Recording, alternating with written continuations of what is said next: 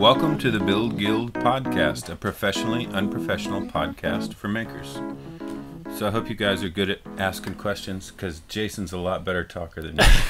Jason's talker. Jason's better talker than anybody at this table. The entire episode was him talking.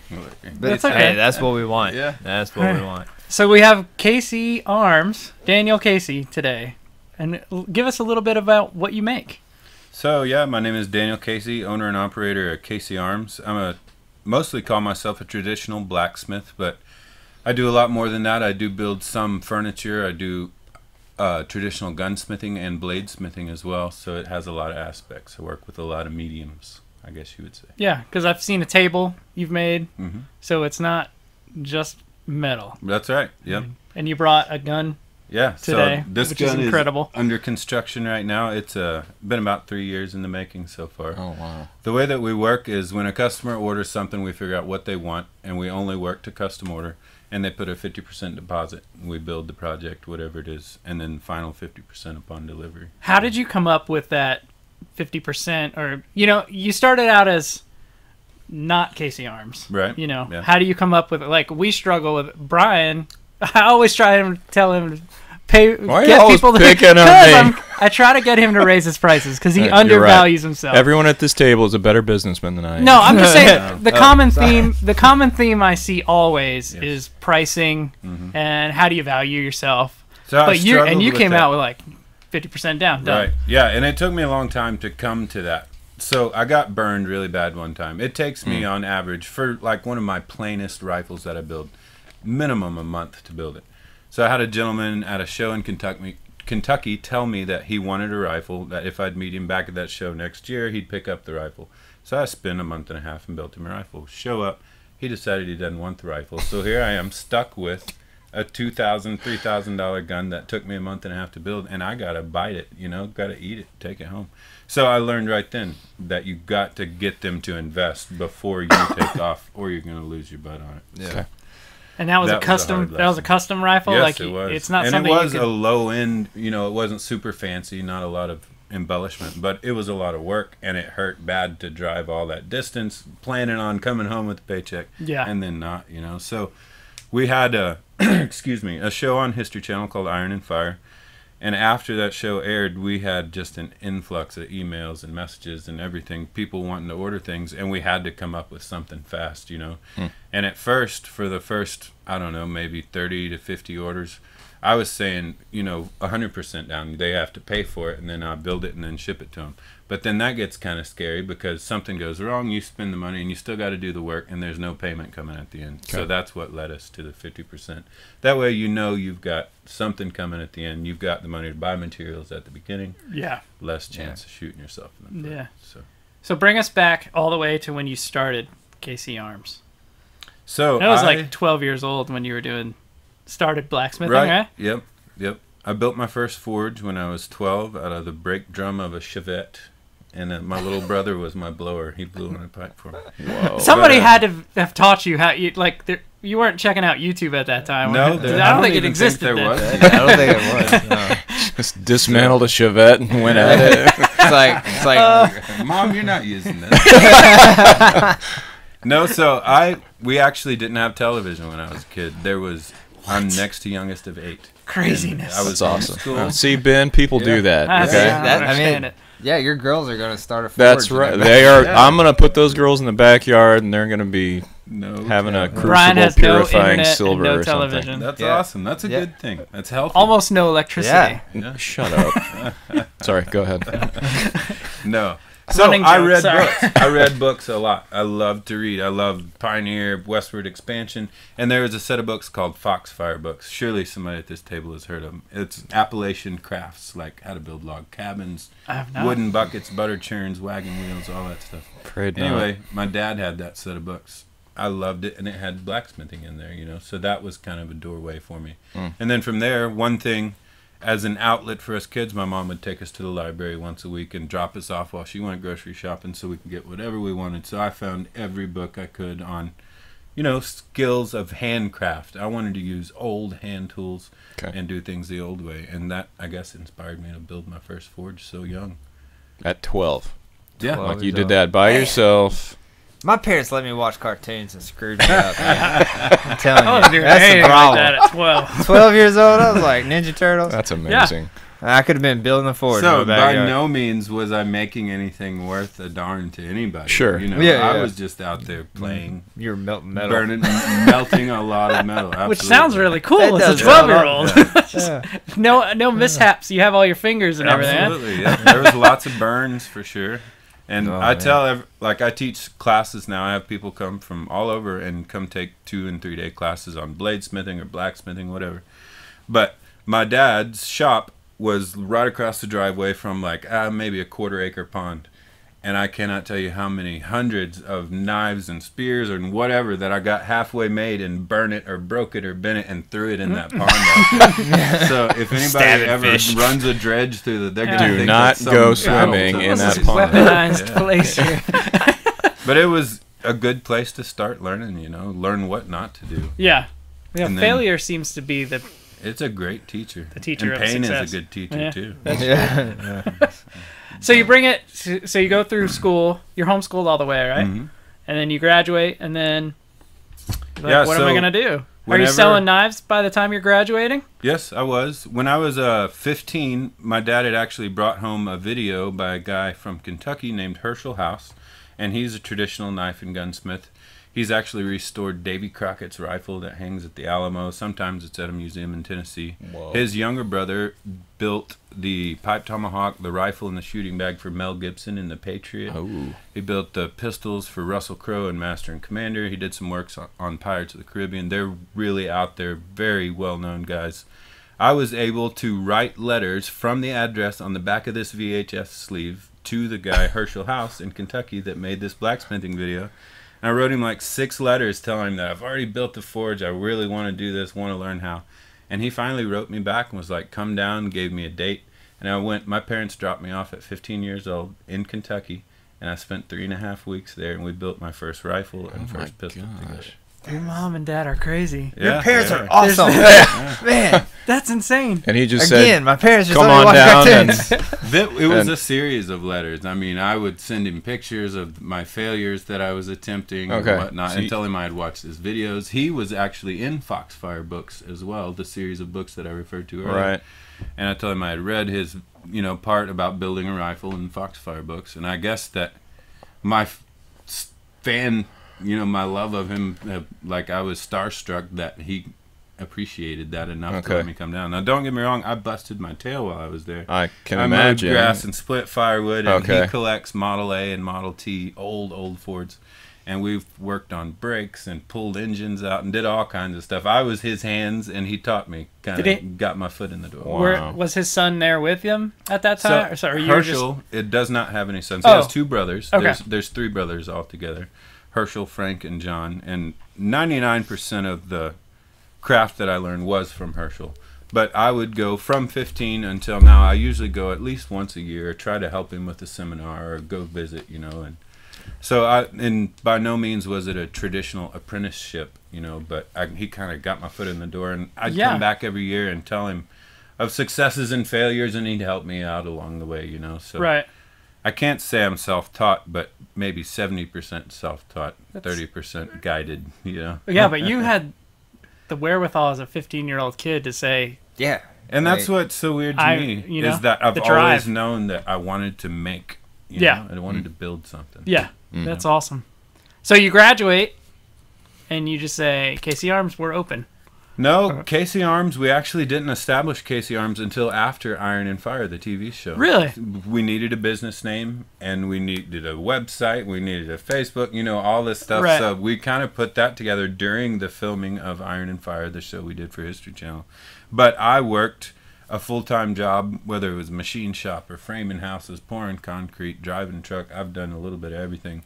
And then always on the side was building rifles, building knives, building some kind of artistic something, And I always wanted to do it full-time, but until we got the opportunity to do the TV show and get my name out there enough, I've only actually been doing it completely full-time for almost 4 years now. When did the show end? Was it? So my youngest son is 3.5, and he was born the last episode of the show. The last episode. So yeah, wow. Talk about how the show happened. So I worked at a Are you machine writing shop. somebody's letters? More letters. You're writing Paramount. Yeah. It might have worked. I'm starting No, so now. it's completely my wife's fault that we got a TV show because I worked at the machine shop in Searcy, and I would go in at like 3 a.m., get off at 12 in the afternoon, and then I had the rest of the day to work on whatever I was building, and then go to bed by 8 and back up at 3, you know. Anyways, there was a section in the Arkansas Democrat-Gazette newspaper, like a center page about craftsmen in Arkansas, and I saw 2 or 3 different craftsmen. I told my wife I should call them and see if they want to come to the shop, and never did it. And so she finally talked to me and was like, you need to call them. I called them. They came to the story. This was like 2014. And, excuse me, like 6 months after they did the story, I had a voicemail on my phone when I got home from the machine shop one afternoon. And it was a director of development for a production company was looking to do a documentary for History Channel and had seen the article in the newspaper. So left me a voicemail. And that's how it all began. That is crazy. Yeah. An Arkansas article. Craftsmen of the Ozarks was the original, what they were going for. Oh, okay. So it was going to be a documentary with a bunch of craftsmen throughout the state and like short segments with each. But they came to do a sizzle reel at my shop, and we went all out. I was just finishing up a rifle, so we finished the rifle, shot it for them, cooked a big old meal, you know, just gave them a good old Southern hospitality dose, and they really enjoyed it. And next thing you know, we were starting a TV show. That is awesome. Your wife pushed you to be on TV, didn't she? Yeah, there's something about women making you do stuff. Yeah. So I hate to admit it. Yeah, it is. But again, that's the same thing we talked about with Jason. It's like because our wives, I guess, see us and I don't know, see the potential and what we can do way more and value us more than we value ourselves. They just push us to that. It goes back to what y'all were saying earlier. How'd you come up with 50%? Like forever, I asked the gentleman that I learned from, Herschel and Frank, what should I charge for this? How much should I ask for this? What is this worth? And they would never give me a straight answer. Almost always their answer was, well, what's your time worth? That used to drive me insane. And it's true. And now, it makes more sense to me now as an adult that I've been, hit over the head with it by people like you and Jason and Ben and I everyone have, else. Young guys that come to my shop that are aspiring smiths or whatever and always ask me the same thing. Yeah. And you can't tell them, because I recognize now after 16 years of attempts and failure that I'm finally am worth something, right. And I can recognize that. So I'm going to get what I'm worth or I'm not going to do it. Yep. But if you're 16 and you've made a crude knife and you want to sell it so you can make another one, get what you can out of it and move on. I get it. But I got 4 mouths to feed nowadays. Yeah. That's the benefit of me selling on Etsy. The few items I do sell, like the color pencil bowl. Right. Like, I don't know, if I was a buyer, I don't think I'd spend what I'd charge for it. But and someone somewhere all across the globe buys. Yes. Finding the right buyer is part of the equation, I guess. Yes, for so much. We've shipped knives to, I probably shouldn't name all the countries because I'm not sure about some of them. You're not allowed to put that in across a lot of borders, and it's so awesome to me. Like awesome. I've got knives in Norway and Canada and all that, and that is cool to me. That when I kick the bucket, there's still going to be my name out there floating around somewhere. Do you mark? There's still people in other countries getting stabbed by the knife. The weapons getting letting blood. Do you mark everything you make with your own mark? So I have what I call my touch mark, and it's a square with my initials DWC inside the square. Every blade, every rifle, everything that I make. Is that a common thing for blacksmithing to do? Is, like just your initials? Especially traditional bladesmiths and gunsmiths, almost all of them back in the day that were highly recognized anyways. Yeah. Had their own defining touch mark or stamp. Okay. So I try to stick with that. Are you So are you transitioning out of making arms to more teaching now? Is that something you want to do, or 50-50, or? Well, I kind of feel like what I do is pretty rare, and that it's partly my responsibility to keep it alive in some way. So I offer classes, but I usually only do them during the winter months because you're standing in front of a 2,000-degree fire. So we had one guy have a heat stroke on the porch of my shop one time, and that was scary. Oh. So we only do winter classes now. And I mean, classes really drain me because if you have 2 or 3 guys, you're not just building a knife and telling them how to do it. You're making sure they don't mess up and that they don't burn their knife or crack their handle or whatever. So it's constant buzzing around from one guy to the next. And you want to be proud of what they leave with. So you don't want to slack and let them excuse my French. You know what I'm saying? Because you want to be proud of what they live with. You want them to be proud of it because they're going to go out and show their buddies and say, I went to Casey There you Arms go. It's still essentially a Casey Arms. It is. You know, whatever they make. Yeah. So, yeah, we've had a lot of classes and a lot of great feedback on it. Never had anybody leave unhappy, but that's definitely not my passion. I much more enjoy the build, but I feel like it's kind of my obligation to offer some classes. Are you by yourself? Like in the show, there's cousins? So I had my nephew and my youngest brother working for me while we did the show, and they worked for me probably about 6 months after we were done with the show, too. Did they work for you because of the show? Yes. Like they said, bring other people in because you by yourself is boring? Right. Well, I told them when they said they wanted to do a show, I said, the only thing more boring than pushing a file all day is watching somebody push a file all day. How are you going to make a show out of that?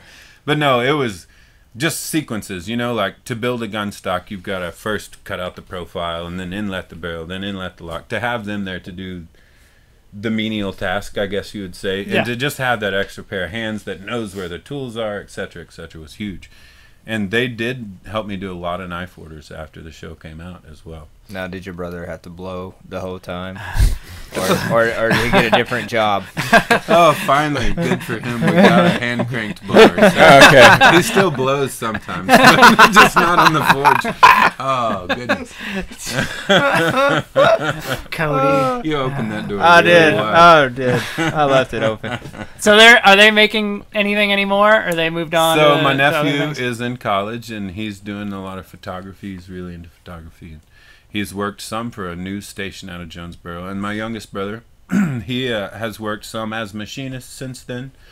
And he loves to build. He does like a lot of birdhouses, real like folksy with, you know, random things incorporated into the birdhouses. Yeah. But he works as a small engine mechanic. Right? Okay.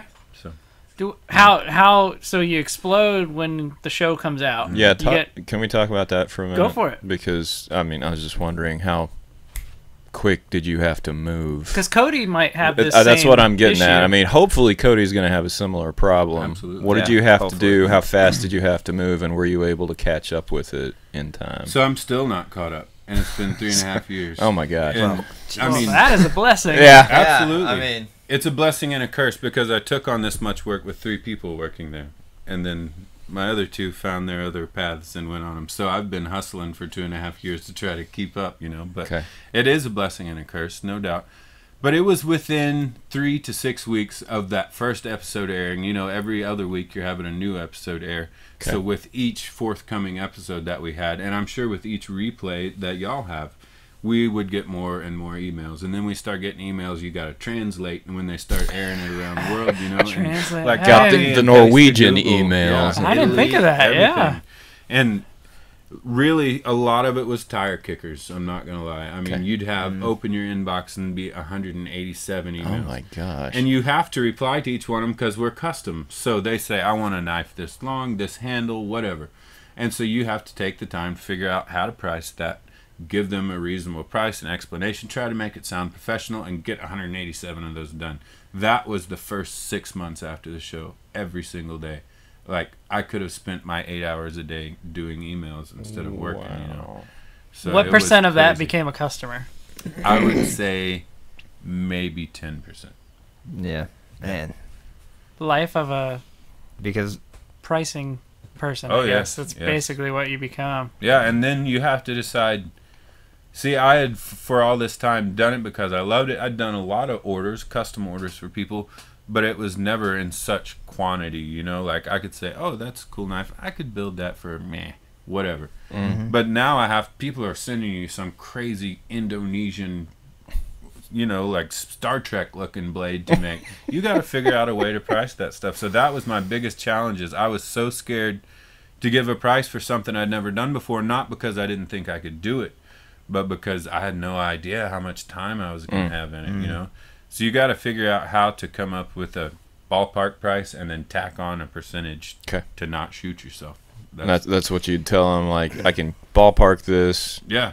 Plus or minus. Right. Probably plus. Exactly. This percent. In reality. Because I have never done exactly this before. Okay. And usually, in my world anyway, I might have to make some special tooling to make that piece, or what have you, a special tool for the anvil, or a punch, or a chisel, or whatever. So you got to think about those things. Well, I mean, the most I'd have to do is make a jig, right? To do something. And that's crazy. Basically the same thing that I'm talking about, but you'll have it from then on. Yeah. If you ever build you ever make a weird Star Trek sword? Yeah. Well, so that's just been kind of my thing because that's what I do is just custom furniture, usually by order. So like it takes me time to take out and draw the rendering and come up with something to show them, and then if they're like, or I give them the price, and that's usually when it's like, and it's like, well, that took me 2 hours. Yes, exactly. And you lost that, and I lost that back. time, and I made nothing from it. Yep. That's another big struggle for me is that. Some people have seen what you can do, and they trust you. They believe that you can do whatever you're talking about doing. Yeah. But then there's the people that want to see a diagram, a blueprint, a sketch. Yeah. And I do it with pencil and graph paper, Yeah, I'm not a pencil artist. I'm a medium artist. Like, give me something to form or shape. And that's hard for me. To get them to see what I'm envisioning on paper is hard. I'm right there with you, buddy. Yes. So is that what you do then? Do you you draw it on graph paper and literally show that to the client, and here's my mock-up, here's what it'll look like? Yep. Yes or no? Now, awesome. This is something that I did do with the table that I'm building now. Is I took, because in my head I knew what I wanted to do to it, so I took photos of different things that I'd seen on different projects, or even like wasn't really for like a table, but I saw it somewhere else, and I was like, that'd be cool on a table. So like, just like clip art, like cut it out and then put it like with string and tacks to my graph drawing. That's cool. To like kind of give her an idea. Absolutely. And that was way less time consuming than trying to do it. And gets it all across too. That you incorporate all these elements. Yeah. So I don't know that, but it still takes a while to do Absolutely. that. Yeah. And I don't want my drawing to look like a kindergartner did it either, So I spend a lot more time erasing than I do drawing. So. I'm right there with you. But they're coming to you because they already know you. Like, you've already won the battle for them to get to you. Right. So there's something to be like, they've seen something. Sure. They've seen the examples of the final product. They know where this is going. Yeah. Weeding out those customers that are like, can you make this for $50 less? You know what I mean? Like, did I ever tell you guys the cane story? No. Tell me the cane story. There's a cane. So there was this woman, she wanted me to make a custom cane out of oak, right? I was for like her son or something who had a bad foot or something. I was like, yeah, I can do that. And I gave her the price, and she goes, well, I can get them at Bed Bath or whatever for this price. Can you do any cheaper? And like, my price was already $5 cheaper than what she had told me, and I was like, you know what?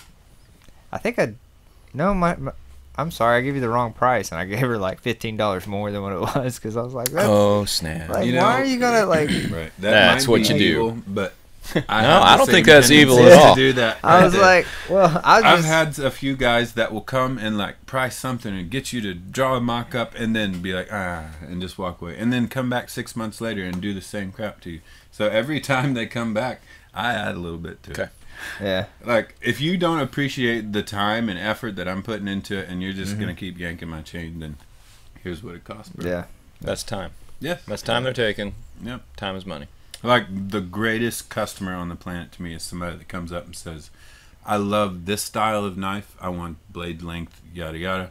Make it how you think it's awesome. Yes. Agreed. Yes. That's what I did. Oh, man. Yep. Yeah. That's what I did with that scroll sawed art of my shop. So, and this is just some like this is just advice. If a client was to come to me and say, I want something in like either like industrial, modern, whatever, I need it this size, I trust you, like at that point I'm probably gonna like even cut you a little bit of a deal. Well, your heart and soul is in that, because now I get to create something that I want to showcase. and now I want to make it. Yes. Yeah. You know what I mean? Yeah. I tried to go, when they give you that opening and that freedom, artistic freedom, I tried everything to go above and beyond and make it worth more than what they're paying for it. Because they just, I don't know, let you do what you do by being open to your interpretation of whatever they want. Yeah, and now you just made it an art. Yes. You just made art. Yep. Right. Yeah, I'm right there with you. Like, that is my, yes. If I could have every client that was like that. So I'm getting within a few months of being caught up with our initial back order from the show, and to where we'll be back to even, you know. From 3.5 years ago. 4 years ago. Yes, exactly. Okay. All right. And it's scary because having a back order is job security. That's what I was just thinking. But in the same breath, every artist wants to make what they want to make, you know. Yeah. So this is about to be the testing time to see if I'm really an artist or a guy that had a TV show. Yeah. Because then I can make stuff, and if it sells, I'm going to make a living, and if it doesn't, I'm going to be calling Adams and seeing if I can find your place. That's right. You'll make a custom wand, you know? A little bitty bug gig. Yeah, that's awesome. What do you ever get to make anything for yourself? Yeah, I was about to ask. In these past 3.5 years, have you gotten to do what you want to do, like what you want to do, a project that you thought up and executed on your own? So I do enjoy a lot of the projects that I do get to do, but one in particular that I'm in progress on building right now is a gentleman came to me and he wanted to invest in Casey Arms, and there were some things we needed. For instance, my blacksmith shop section of the shop and the wood shop, like where I work on tables, etc., were both dirt floors. And I really wanted concrete in there, so when it rained, there wasn't the Nile River flowing. That'd be nice. I don't know how you finish anything with a wood floor and keep it clean. You don't. So anyways, he made an investment in the company, and I was able to use that money to improve the shop and fix up a few things that we needed. And in return, I'm building a table that is live edge cherry, the one I was talking about doing the epoxy right now. And I'm forging all of the underneath. It'll be all forged iron leaves and vines. And relief carved onto the tabletop is vines to match the iron vines. And I'm wanting to do the epoxy resin around it. But I'm planning on getting that finished and selling it and then paying him back for his investment and hopefully getting a little bit of profit off the top of it. So that I've been really enjoying, forging all the iron leaves, just building what I want to build to pay him back. Are you doing, so there's just like, when you can do what you do as far as like blacksmithing and like your metalwork, your silversmithing, like I say, you do silversmithing? Oh yeah. So he keeps saying blacksmithing, but the rifle that we have behind us, you have silversmithing in it. The flash pan is gold. What? Like, you did like 4 hours on a flash pan that's like less than half an inch. You know? I see it now. So what that's gold? I don't know. Like that's amazing. You have that, but then you have that with wood.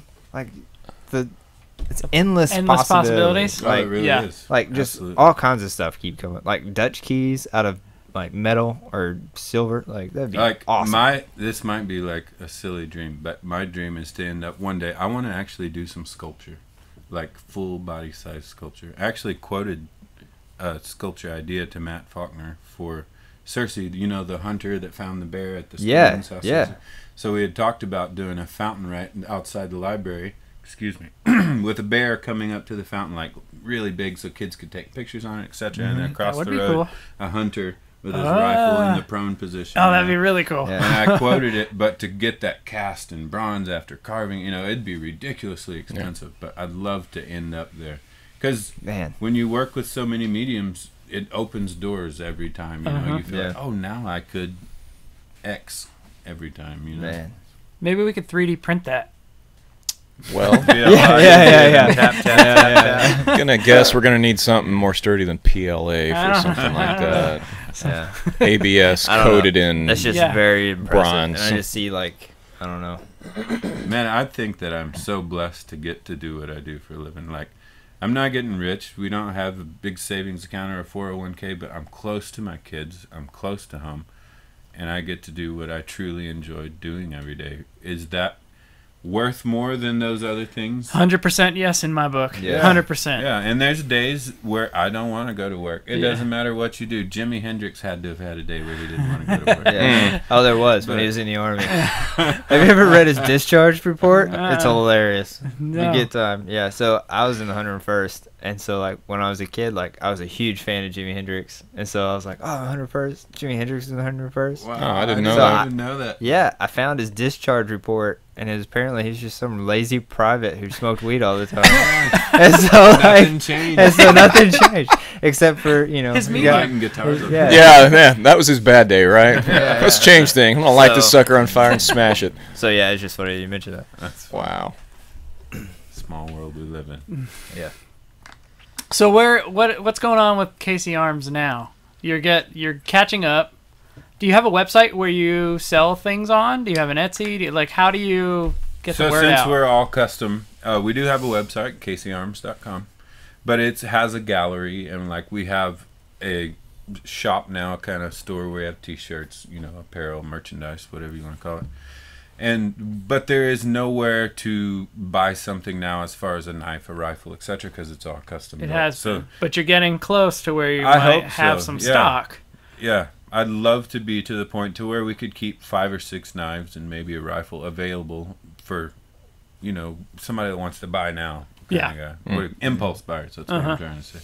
Because that is non-existent for us right now, unless it's a hat or a T-shirt. Right. So, but it's also, sometimes a good thing because there's no such thing as returns. When you invest that and wait that long, you can't send it back with your name out engraved all over it. Right. But if you're not happy with it, we're going to go above and beyond to make sure that you are happy with it. So, Have you ever had that happen?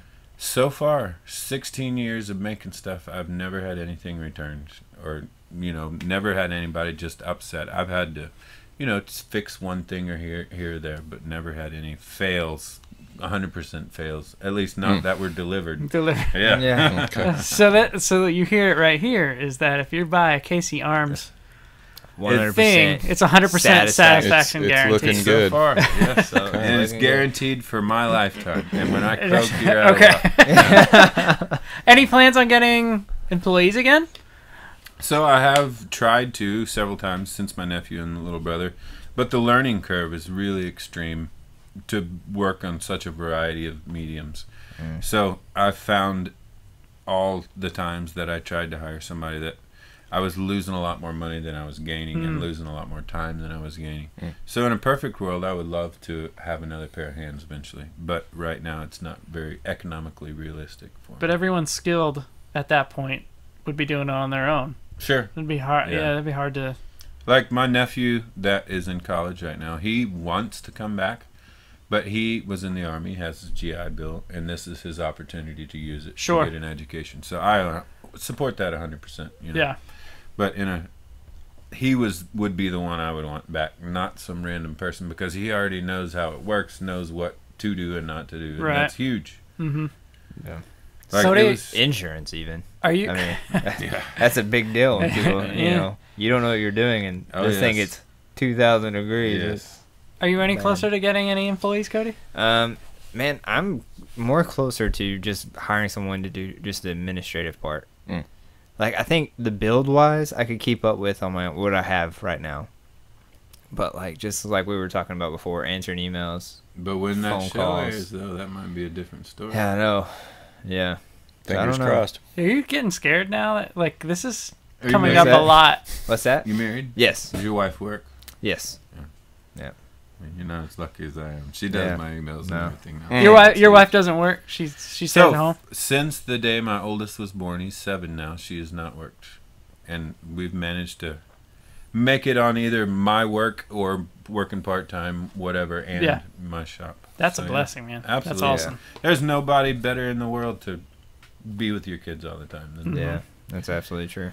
And she's an amazing, she does all of our secretarial work, all the invoicing, all the emails, all the annoying people that I don't want to talk to. Like, Why is it that the creatives always want to just be left alone and not deal Well, with customers? no, hey, Right, Brian? Jason does not want it that way. Yeah. Jason White likes to talk He to is a people. little different. I would much rather be locked in the shop and not Yes. talk to anybody. I don't know how and, Jason gets anything like, done. I feel like I should get down to more beats and eats and try to make it to more functions. And I stuff agree. And set up a table and all that. But like, I think it was Joe Ellis said on here that I need some social buffers. Like she did say that. That's why she's got board members. They deal with That's people. true. You need some board members. Yeah, exactly. Maybe I just need to start something. Your kids need to grow up a little faster and do it for you. Yeah. For sure. Well, goodness. Vibrating. Hey, you're not drawing a picture this time. I'm so sorry. My Apple Pencil apparently got lodged on the iPad the wrong direction. It is 0 charge. 0 charge. I'm sorry. It's going to happen, just not right now. I'm going to take your picture. I'm going to draw you later. You know what's crazy? I didn't even realize that until you said something. I realized Ben's my like, phone what vibrated. is going on here? Yeah. He's not drawing. This fancy technology he was drawing it in his head. Right? Yep, that's what I'm doing. So the things you brought with you also, you brought a knife. Explain the knife as if you couldn't see it, because people listening can't. So I have. I'm gonna go grab it for the video. Now. Okay, yeah, we'll show. If you're watching on YouTube, you can see it. We're gonna show it right now, as long as I don't delete the footage accidentally, like I did once. Oops. I've done the Best of Show award for the Officer Will McGarry Memorial Car Show for about 3 years now, and this year it's forged out of a 1-inch snap-on wrench. I'm pretty sure it was 1 inch. Snap-on. So Oh, you went snap-on, all out yeah. on the snap-on. Okay. Man, there ain't no Sears here. Right there. Right there. So already, but just melted down. It was snap-on, and it was already $1,000. And then he went and made a knife out of it. Yeah. So yeah, I've made a little dagger. It's kind of a boot knife for the Best of Show award for this year. And you left the the end part, the box end of the wrench. Yeah, on there. which Yeah, is and then really cool. The officer who the foundation was started after he passed away is Officer Will McGarry. His badge number was 474, so we've got that engraved with the badge and wings on the handle. And I brought the poster so I could see the date. I'm not sure what it is, but it'll be the same time as Get Down Downtown. 27th, 28th? I don't know. Brian's getting the paper, so we'll look at it. Explain a little bit about how you make something like this. Yeah, so the date on that, September 28th, Get Down Downtown in Searcy. If you have a classic car or know somebody who does, come out. Good cause. That's right. You won't be there, but... That's right. But my knife will. The knife will be there. Cool cars. Maybe Jason White. Yeah. Not Casey Arms. So this was a snap-on wrench, and I cut it off. There was probably 4 inches of material coming off the box end. And then I have a thing called a guillotine fuller, and you see like where these 2 dimples come down? It's basically 2 blades that come together, so I stuck the wrench in there and made a dimple here, and a dimple here. That's one right behind the box end and one for a handguard section and then for the base of the blade. Is that a machine that plugs in, or these are this is all your machines are? It's all hand hammered. Done. Yeah. It's like a hand press. So I have on your anvil you have a square hole on the back side of the anvil opposite of the horn. I've seen that. And it's called a Hardy hole, and it's basically a tool holder. Okay. So this tool sits in there, and it's got a rigid portion on the bottom and a part that slides up and down on top. Okay. You open it, slide the material in, and that rests on there. Then you hit it, and it makes these. Just slam it down in there. Yeah, exactly. So it basically just establishes boundaries for you. So you establish the handle and the blade, the partition between them. So probably an hour and a half of actually heating and hammering on this, and then a good 3 hours of filing, sanding, polishing to get it shined back up, and then about 2 hours for the engraving on it. This engraving, describe how you engrave this, because for me, I'd be doing it with a robot, and you are doing it with a little hand. Yeah, so as a hand mallet or traditionalist, I have to keep it as traditional as possible, to feel justified in charging what I charge for my work, etc. But this engraving is done with a 1/8-inch square shank of super high carbon steel that's ground to basically a V point on the end with an angled face, and I use a tiny little hammer. It's called a chasing hammer, and you lay it on your drawn line and just follow the line, and it cuts out a little V-shaped groove. So you do draw the line on first? Yes, with absolutely. What? I use a fine tip Sharpie. Really? You go straight at it with Sharpie first, like there's no pencil. Okay. I mean, it's metal. I guess you would have to. Yeah. Like if I'm doing some super fine engraving, like where it has to be really intricate, I'll paint it white with like water-based paint, let the paint dry, and then sharpen a mechanical pencil to like a needle point and use magnifiers and draw it on there first, and then engrave it.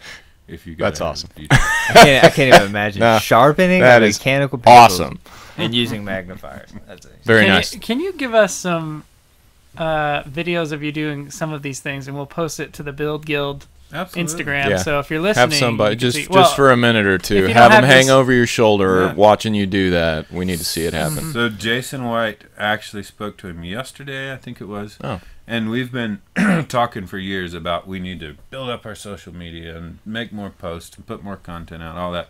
So we've kind of made a pledge to each other that we're going to start going to the other's work area like every other week or two and spending an hour or two filming the other one. Nice. That is That's awesome. accountability. a dream That come is a true. great As a idea. cameraman. Yeah. I'm trying to get Ben to do that for me. I have to do it for myself. I hope we do But- it. 'cause so but far no, we've he done just keeps nothing doing but it for talk for himself. 3.5 Yeah. Talk with Jason. Are you He was serious? actually supposed to come out to do his filming for me this morning, but I had an aunt come in from Mississippi that was going to come visit, and I knew that would take all day, so I rescheduled. So I blew off the first one, but we're going to make it happen. Yeah. Yeah. Yeah. And you have a People that- YouTube channel, I do, yeah. but there's no videos on it? I think there's 2. There's 2? What are they? Oh, goodness. You don't know. I really don't. It's been 3.5 years, man. This is awesome.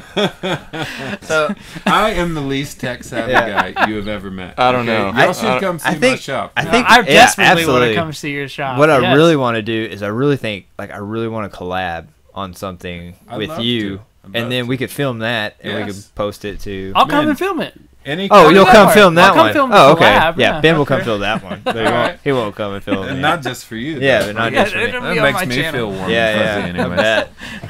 Yeah, I could. Man, that'd be awesome. I'm totally down. Just- What do you want to make? I don't know. We'll find a good cause. We'll build something and donate it. Yeah. And yeah, I like to donate stuff as much as I do too, and that's why I'm broke. Exactly. You I don't know, find and I'm a sucker for it too. I know, man. If there's a good cause, It must like, be in the face. I don't know. I don't no, know. you don't find See that donating things or giving of your time does not pay itself back it. I'm sure. multiple it does. fold. Oh yeah, Yeah. Somehow, It I'm does. sure. I always No. see that I somehow. mean, the only reason I got on the show, that was picked is because of when I first started doing this. It was just building tables for foster families that needed larger tables, Oh really? uh-huh. and so like I mean, basically everything that I was doing, not only did it help me like hone my gifts and talents because I was able to just build stuff and give it away, you know, and wait for They people can't to buy return it. something that's Yeah. free. Wait, we don't want Yeah, this. we don't, yeah, that never happened. Luckily, it should have, but it never did. 100% satisfaction. That's what it is. But yeah, but I think that, you know, for me, that's one of the things. It was, you know, doing things like that.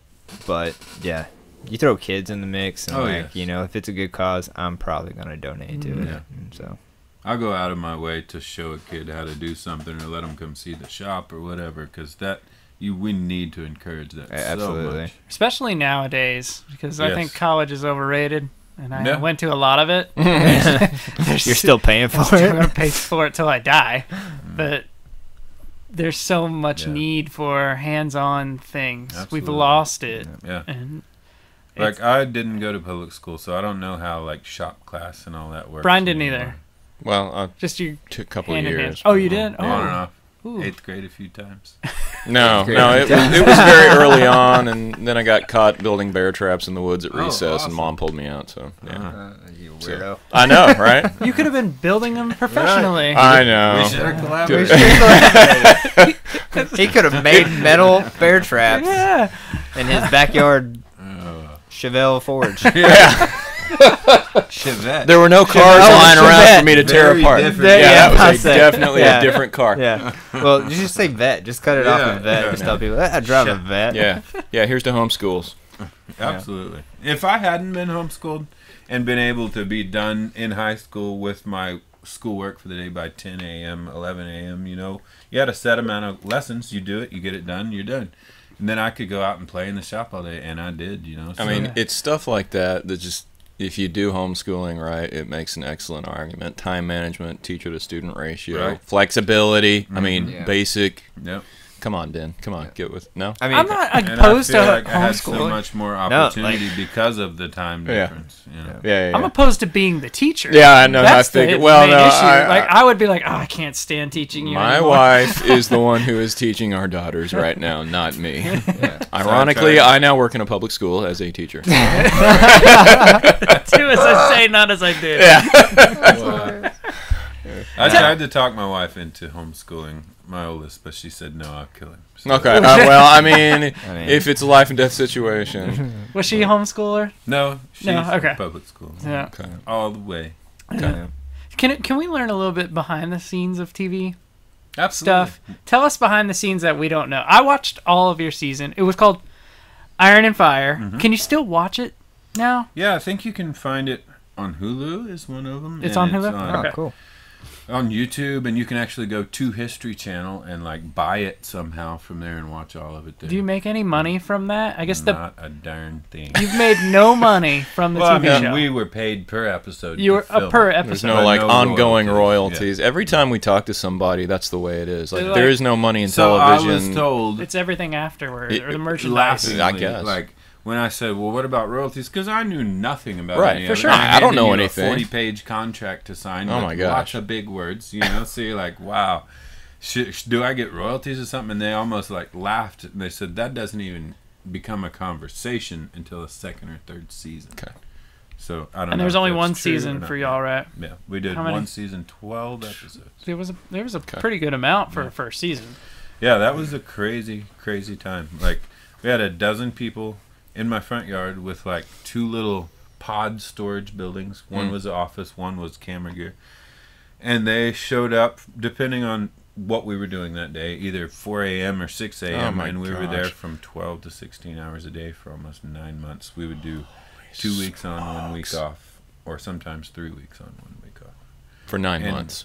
Yes. Weekends as well, like Yeah. 7 days straight. You're cranking. I mean, Sundays, almost always, we took Sundays off. Okay. But it was go, go, go, go, That go. is insane. Was And for 1 week of filming, you might film, let's say 12 hours a day. They might get a 30-minute episode out of it. yeah. So, Right. Well, I here, watch me learned a file lot. for 4 hours. Okay. Yeah. And Speed this up. Time lapse it. Time We lapse got it. 20 seconds. Okay. you learn how valuable B-roll is really fast. Cody had to. They came back and did it after Yeah, they they finished needed filming. more They're like, B-roll. oh wait, we don't Yeah. have enough. Yeah, they were like, this guy was boring the entire 4 Yeah, months that that's- we did. that's what it was. So now we got to come back and do it again, and yeah, that's how you know my episode's gonna be, top notch, whatever. I can't wait to see it, all of it. I had nothing to do with all the Cersei Revolution thing. I was up on my mountain in Romance. There you go. Yeah. I didn't Oh, you either live in until Romance? Mm-hmm. That's awesome. That's where my aunt lives. Cool. Yeah. They're probably I love family it. somehow. Yeah, I probably live close by. I don't know. Probably. I don't know. I started. So they have like cattle farm up there, Okay. and this is. I don't even know if I want to tell this story. Uh-oh. But About the cattle farm? no, it's about. So there's like the round hay bales. Uh-huh. I was playing matches as a kid. Oh my gosh. Yeah, about burnt down romance. That would only take about 15 Yeah, minutes. 15. That's what I said. That's what I said. Like I almost burnt it down. So yeah. That's your romance memory. Romance, Yeah. Arkansas. Like, Almost a casualty. Then he went off and joined the army. Yeah. I was like, look. Yep. When they paid you without, you don't have to give away how much, but if you were strictly getting paid to make the TV show, would it be worth it if you weren't selling anything else? Like, were you able to negotiate what you're paid? It's like, this is what you're getting paid, this is what you're getting paid. You're lucky you're getting anything at all. Whatever. It's actually funny. I probably shot myself in the foot, but when they came, they said, okay, we want to pay you this much per episode, and it was substantial. And then your little brother and your nephew this much, and then my parents, we would like go over there and shoot guns or build stuff, whatever. Yeah. So they were going to pay them to use their property, etc., etc. And I said, I don't know, that's kind of low. I said, let's pay my nephew and my little brother this much. I want to raise mine to this much and do my parents this much. And he said, okay, and started changing it. And I'm going, Should have gone Okay, there. right away. Well, that was easy. So, I have no idea if I did well or not. Yeah. But we were able to, from what we made doing the show, we built our own house. And That was part of the okay. show at the end. Yeah. Didn't you add on like double? Your house was tiny. well, that was kind of TV magic there. It was actually a mobile home. It looked like a little log cabin. It had Okay. porches built around it. When we bought the property, that was on it. And that was the plan from the beginning, is live in that while we build the house. So it's a completely separate house. Ah, and the one okay. we were in is gone now. Gotcha. But yeah, so basically from the show, I was able to build our house. And then from the results of the show, I've made a living for 3.5 Yeah. years. So Yeah. Sweet. Yeah. how staged was your show? Or I mean, you're obviously making orders where they say just make whatever you're making, and so then sometimes we'll a customer doesn't want his name and address to be on national television of where this knife or rifle or whatever is going. So sometimes we, wouldn't say who it was or make up a story about the order because the customer didn't want to be publicized. But I like to say that we had the most real reality show ever made because I told them from day one, the day that we were going to turn it into a fairy tale, I'm out. Like, if we can keep it real, let's make a show. If not, I'm not an actor, Yeah. Like, let's keep it real. So I really think we did. The main annoying part was if the camera guy forgot to push record or the sound guy forgot to push the sound, you might have to do something 3 times in a row. Or somebody deleted the YouTube footage. That makes me feel better. Yeah, professionals do that. Professionals do it. Or did you ever have to like do something that like you probably wouldn't do, but just because it would make an embellishment of your working? Yeah, like for instance, the network, which is history, kind of owns the production from the way that I saw it during the filming of the show. And there's constantly somebody uploading data and sending it to the network as we're filming it. And the network would come back and be like, the episode's awesome, but there's no drama. We need a cliffhanger somewhere. And so they'd be like, okay, what's something we could do to make it more exciting? I'd be like, well, I don't know. One time this pair of tongs broke right as I was doing this forge weld. So we'd, come up with something to make the network happy for a cliffhanger or whatever it may be. And the network always wanted you to say crazy lines, like this filler for the background, because I narrated and that's right, did the work. Did they ever do anything like, oh man, that Pepsi really sounds So no, that was actually crazy to me. They were religious about putting tape over. If you had something on your shirt, on the wheelbarrow, across the yard. No product placement at all, huh? Everything. Well, they'd have to pay royalties to all those people probably to show it on TV. Is that how that works? I guess. Okay. No, either that or the company is getting free advertising. Right, and they don't want to provide that. They don't want to give that away. Okay. Yeah, like for us, it was different. Like all the tools that the Lux and the Small Business Revolution paid for my new space. One of the big things is, like, we got some discounts on some of the tools because they're like, we will show your stuff. Yep. Sweet deal. Because if not, like, they they ain't paying us to show it. We're not gonna advertise them. I was like, makes sense. Okay. In my tiny shop, Saw Stop, the table saw behind me, they gave me a discount and said you can't cover up our label for 2 years. But if you have a Saw Stop, it's like having a Lamborghini. Yeah, for real. Like, why would I cover up the I can live really with proud that. Of it. I can do that. That's okay. Yeah, it's funny. And you're like, well, I guess we can do it that way. Like you can stick your finger in it? Well, you could try. I'd like to see it happen, but Ben wanted to try. I told him not to. Mm-hmm. It's got a break. You can see the cartridge is kind of over there. The break, yeah. If you touch the saw and while it's spinning, it's electronically knows because of I think moisture in your finger. It detects the moisture and you stop on an electronic circuit. Yeah, it breaks some kind of electric field. It shoots a gas and it shoots that thing up into the saw blade and it stops it within like 0.0001 milliseconds, something like that. It's amazing. Haven't ever tried it. I hope I never do. Yeah, don't do it. No, see, I got one too, just because the goal for organic is to like later on like hire kids that are aging out of the foster care system, just because of the employment rate for them is ridiculously low. Most of it's due to their trauma, like business owners and managers. They don't know how to really deal that, Yeah. And so, but my goal is to like kind of hire them on, just teach them small, like just soft skills, work ethic.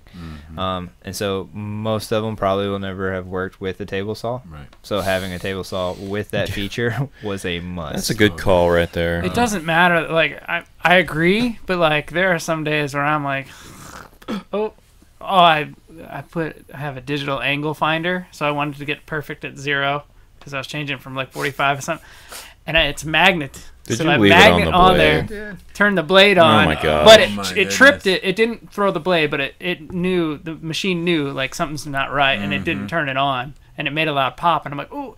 But if it wasn't for that thing would have went flying right into me, and I'm like, okay. Blast off. I did something similar to that in a machine shop one time. my boss had told me, do you know what an indicator is? It's a dial with a needle. Yeah. He told me to put the indicator in the chuck of the milling machine and turn it to see what the table needed. Yeah. Well, when he said turn it, my brain said turn it on. And I did. And this thing is set at like 12,000 RPMs or whatever. And that dial flew off and hit me in the chest and like knocked me across the shop. Ouch. Didn't really go into you. I'd worry like it was like a bullet perfect coming round purple spot on my chest. Gosh. It's one of those hard learned lessons. Yeah, pain. It's a good teacher. At the end of your show, it was basically slow-mo shooting guns and blowing things up. Like every single episode was. How much of that is like, okay. He lives in romance. In so the beginning it's of pretty this, much life for them. At the end of my show, I'm slow-mo shooting everything. Like it was like, how did that come about? Or it's just naturally. There was already a whole lot of redneck appeal to the show, but that sealed the deal. Yeah. That was just like a way to test the guns that it's not a boring okay, he built another gun, let's go shoot it. You know what I mean? Yeah, they would go to grocery stores all over the area and get expired stuff. You name it, old, they got it, and we shot it. I can't tell you how many. Actually, I didn't fire all of them, but between my nephew, my little brother, and myself, we fired over 2,200 rounds during the filming of the show. Wow. All from flintlock muzzleloading rifles or pistols. Man. Did any of the people who worked there buy anything from you? Yes, one of our cameramen got a really nice pistol, and our sound man got a knife from my little brother. And I think another cameraman has talked about scheduling a class this fall, which is 3.5 years later. We still have a relationship. That's with awesome. Them, Are they local or are they? No, so they're kind of all subcontractors scattered out. Several of them were from the Los Angeles area. One was from Kansas City. One was from Kentucky. So they were pretty, like Half Yard Productions was the production company, and then they hire all of their crew and they come to at your place. That's the same way with yours? Yeah. Are they from everywhere? Yeah. Picture Box was the company. Right. And then most are from like Texas and the Austin area. Okay. But then there were some from New York. It seems like most crews subbed out. that I've been around are built from kind of freelance guys, Yeah, that's kind of how this was too as well. Now I have talked to Jake Reeves. Now, is there a possibility of another show in the future for there is. Casey Arms? Yes. You have some web stuff, right? There are some web TV things. Oh yeah, so I did an appearance on a streaming online channel called Carbon TV. The series was called Heartlandia, and I just did an episode of it. Okay. And then I was also on Forged in Fire, season 5 episode. You were on that. Yeah. I thought you were. I have not seen that. Did you win? Second place. Second place? That's not. Man. So no, I didn't. How did you get on that one? Did they know the show and they just like, well, we'll So pull no, from a this friend guy? of mine had been on it and knew that they were looking for new contestants for an upcoming season and kind of put us in contact with each other. Okay. Cool. It was quite an experience. Redneck's first time in New York, all kinds. It's in New York then. Yeah, the studio So, is like downtown. Did you get to take your wife with you? No. No. Man, my wife would have been like, "Yeah, I'm going." Second place would mean they came back and filmed you versus another guy at the end, right? Yep. And it, So they come is back. that was that real? Like you literally left for a week and came back in that week, or was there a big long production of that kind of deal? You do your initial, first 2 challenges, and then whoever gets eliminated, the 2 guys go back to their own shop, and then you come back and they test those 2 weapons. So I made it all the way to that final testing. Yeah. But was it within a week? Oh, or no. Did it... So, yeah, when you fly back from New York after the first 2 rounds, 6 a.m. the next morning, you got jet lag, everything else. There's a film crew in your there. front Oh, row. that was legit. Jeez. And okay. so then you have, I think it was 5 days that we had at like 10 hours a day to build the sword that we built. And then they package your knife or sword or whatever and ship it back to the studio. And then it's like, I think I waited 2 weeks or something before I went back to finish. Yeah. For them to do the final test. Did yours cut? Oh, it cut. It killed. Cut. It looked good, but they said the handle wasn't big enough. That was what lost me 10 grand was the handle. The handle. The handle wasn't big enough. Yeah, and it wasn't big enough. And out of that 10 grand, how much would you actually take home? Like I 2? don't know. The taxes kill Yeah. you. Yeah. But I mean, it was worth a shot. You don't win by not trying. But that put you out there again. Your name it did. We got a good bit more business from that. For sure. Good. So yeah, back to your question. Yeah, sorry I jumped in there. I knew there was some extra TV appearances there. There is a great possibility of a new show. I wish I could let you have more information, but I don't really want to mention the network because I've signed contracts, we've signed an agreement, but the way that this particular network works is that they agree to air your show according to the content that we've presented to them that we want to make, but you have to find your own sponsorship.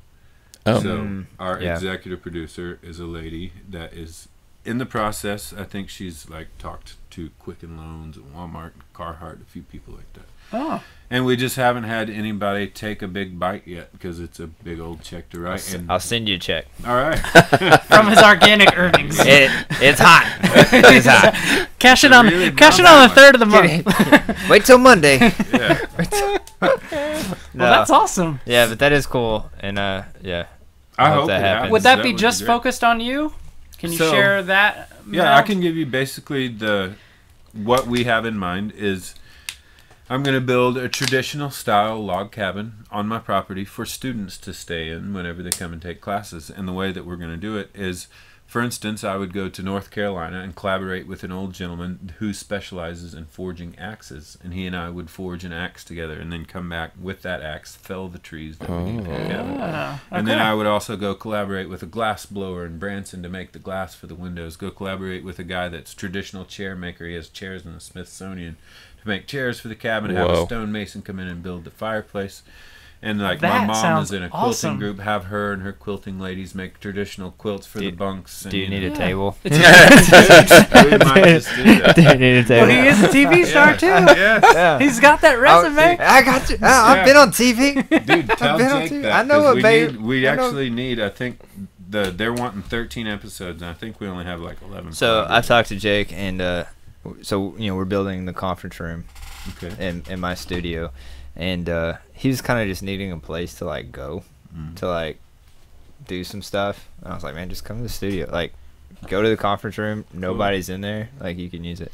And so, but anyways, we were talking, and that's where that came up. Very cool. But yeah, dude, I want to build a table for the cabin. Table man. You've caught the TV bug. Are you gonna do it all with hand planes? Yeah, you have to do it by hand though. Yeah, I'll do it. That's I got traditional. My Wood River planes that I got from Woodcraft. I am very proud of those. Yes, those things are they are so, man, those planes are sexy. I'm just saying. Have you ever heard of Lee Nielsen? Yeah, I can't afford it, but yeah, I've heard of it. I bought the little sharpening jig. I got the Veritas sharpening jig, and that thing is amazing. Yeah. Okay. I think it is. Yeah. No. Brian, you're going to a convention this weekend. No, it's next weekend. You're going to a convention next weekend. Tell us a little about the convention. Huh? It's not TV show worthy, it's not. No, it's down in Hot Springs. It's called SpaCon. Because Spock. Never mind. Anyway, it's down in Hot Springs. Is that Star Wars? No! Oh my gosh! Shut up! You did that on purpose. It's SpaCon in Hot Springs. It's a sci-fi convention, and I've been to it twice before, and it's a good place to sell my stuff. And stuff so you go as a vendor. Yeah, I go as a vendor and occasionally in costume. But not this year. Are you going dressed as an Ewok? Not as an Ewok, no. What were you before? Too tall. I was an NCR veteran ranger from Fallout New Vegas. From a video game. Yes. It was a good video game, and yes, it was a great costume. It was a good costume. I had no idea. Did you not know? It was from, but I thought it looked good. Tell me about the helmet you made. Tell the process that you made of the helmet. I mean, it was Pepicura, and it took forever. Pepicura is what? I just learned what Pepicura is, and it blows my mind. Okay, I'm sorry. This was prior to me owning a 3D printer. Prior to Ben owning a 3D printer. It's a paper template, essentially, that you print out and cut out and fold up and super glue together. But I mean, it's like origami from Hades. There are so many folds. It is and million cuts. It's folds. ridiculous. When you look at the paper coming out, it is like this big, and there's 50 you million X-Acto folds. it open, and you super glue it together, and then is the fun process of fiberglassing it and bondoing it and sanding your life away until you have no fingerprints left, and then you paint it. So it took a while. But I built it from scratch. I did it all with my hands. It is legit. So it's like beefed up paper mache. Yes. That's what I was going sure. to say. It's like you build a paper mache base in fiberglass. It is the next level paper mache. Wow. I told you that's what you do all day. That's not what I do all day. Did you do What was the name of it again? The costume itself. No, the process. It's called Pepicura. Or Pep Files for short. Yeah, they exist everywhere. Like Iron Man. It's all over the Iron internet. Man's They got number one. Pepicura files for every suit of armor You from can any print movie, out any franchise under the sun. Whole Iron Man suit and fold it up in Wow. paper. Good grief. Yep. Awesome stuff. Take But you- now that we have 3D printers, my next challenge is to actually learn Fusion and print this stuff out. Print a helmet. Yep. Be cool. Yep. Yeah. So yeah, I'm looking forward to SpaCon. Let's Always hope a you. great time. Let's hope you sell something. I'll sell something. Just tell me what to put in the back, out of sight, and I'll put that in Tell the you front, what's not and it going will to sell, and that'll sell. be the only thing That's that's how it works. Speaking of vendors, do you do anything as far as vendors? I know we talked about it'd be nice for you to do a thing down for Beats and E's or whatever. Yeah. But do you have any thoughts now that you're about to get caught up? Have you had any invitations to big events, not just here in Searcy, which is a big event, but I'm saying where people saw the show and were like, we need to invite this guy out to, I don't know. So initially we had a lot of people contact us about possibilities like the NRA. Actually, I was supposed to talk about speaking at the NRA, but I'm not a big speak in front of a crowd kind of guy, so I walked away from that.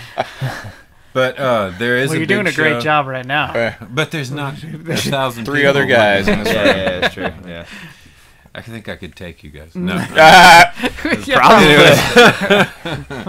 I just swing a hammer all day. No big deal. Knives There's a right in show front of in him. Lexington, Kentucky. It's put on by the Contemporary Long Rifle Association, and it's all contemporary builders like myself. I try to make it to that one every year, and it is a great place for me to get fresh ideas and look at other people's work, and get out and meet, greet, shake hands, because that's my crowd of builders there.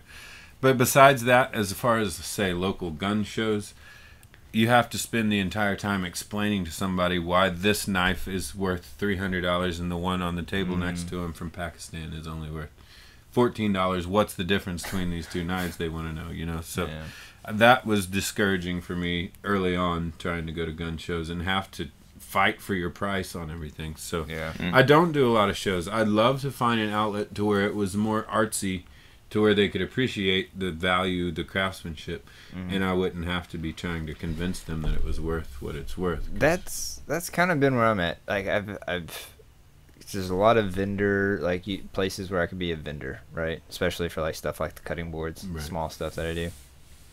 But it's if it's not a festival where people have to pay tickets to get inside, I don't want to be there.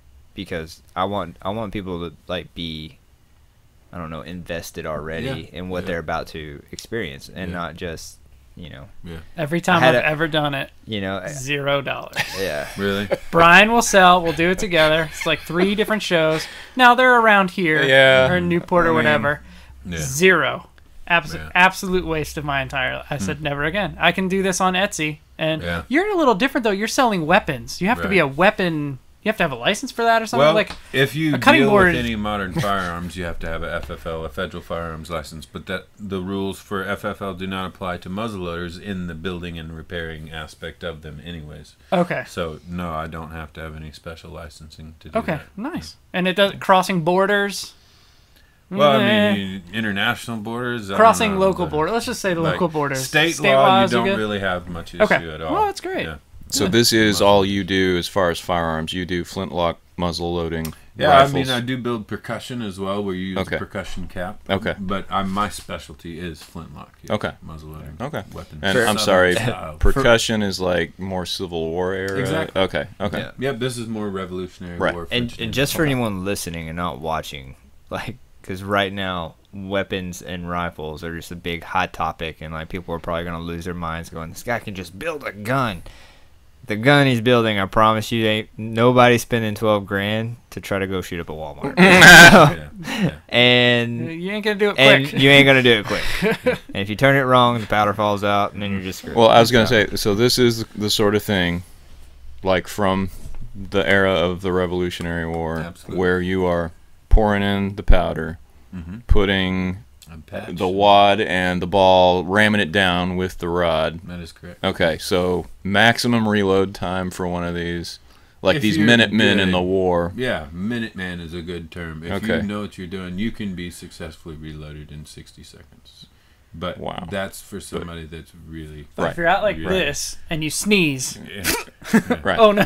Well, that's really... I mean, people hunt with these. I have people that elk hunt in Idaho with these, in Utah, and take out elk at 80 and 100 yards. You know, they are a formidable weapon, but they're by no means are they semi-automatic. They're definitely not any type of an offensive weapon in our day and time. You know? No. Yeah. They're for people. It's almost like hunting with a self bow or a long bow. You know, I compare it to bow hunting because with flintlock you have to hold through your shot just like on a bow, because there's 0.8 of a second of difference between the time you pull the trigger, the sparks hit the pan, light the powder, goes through the touch hole into the barrel, and your projectile is discharged. You know, so it takes skill to use it. It's not something that you just go grab off the shelf and go out and kill a deer with. You know, you've got to learn it and appreciate it. That would be. It's basically an art form in itself. Like, you're just enjoying the process, I guess. Yeah. I'm not a hunter, so I've never been hunting once in my life. Really? No, I didn't. I grew up with concrete alleys. Yeah. It's not not hunting. And, you know, even a lot of people that don't hunt, like people. I want people to use them, to hunt with them, to get some blood on a knife that I'm making for them. Not in a bad way. I'm talking about skinning a game animal. Sure. But a lot of people buy them and hang them on the wall. And as long as I get paid at the end of the day, it doesn't make a difference. But that blows my mind. Yeah, I'm having a hard time with that too. Play with it. I mean, I guess if you want handmade. Yeah. But like this quality rifle, for instance, the gentleman came to me. He's a chiropractor out of Little Rock. And he said, when I die, I'm going to leave my kids money, and they're going to spend it. I want to leave them something they can't spend. And so that's why we're building this rifle. And that's why it's taken, would you say, 3? Well, when I said it's taken 3 years, that's not every second I'm working on this. Sure, but the process from him approaching you to where we are now, what kind of wood is this? So this is called curly maple or tiger stripe maple. Okay. And I use a homemade stain that I make from nitric acid, and I dissolve iron into it, and it has a 3D effect when you stain it.